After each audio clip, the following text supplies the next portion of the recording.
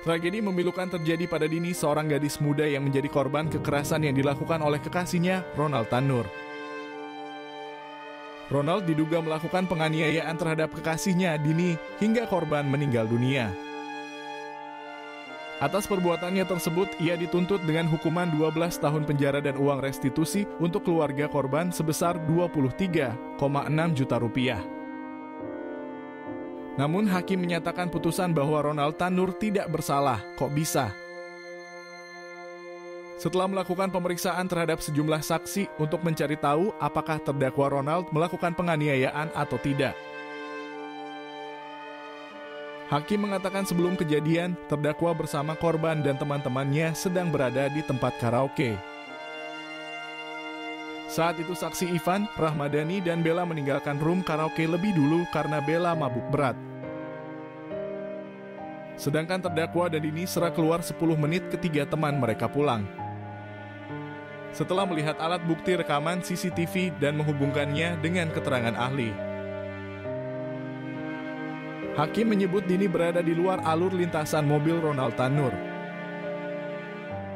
Hakim menyatakan dakwaan pembunuhan, penganiayaan menyebabkan orang tewas, dan kealpaan menyebabkan orang lain mati yang didakwakan jaksa tidak terbukti. Hakim pun membebaskan Ronald Tanur. Atas putusan tersebut, ayah Dini kini menuntut keadilan atas peristiwa tragis yang menimpa putrinya.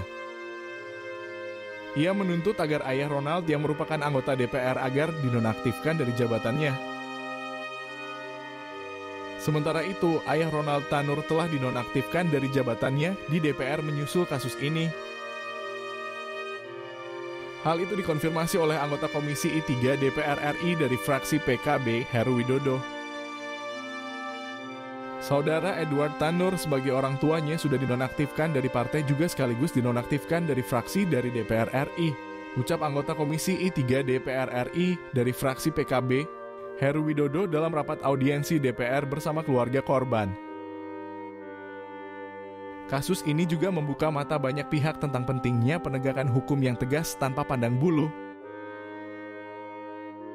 Di sisi lain, DPR menyatakan komitmennya untuk tidak melindungi anggotanya yang terlibat dalam tindakan kriminal.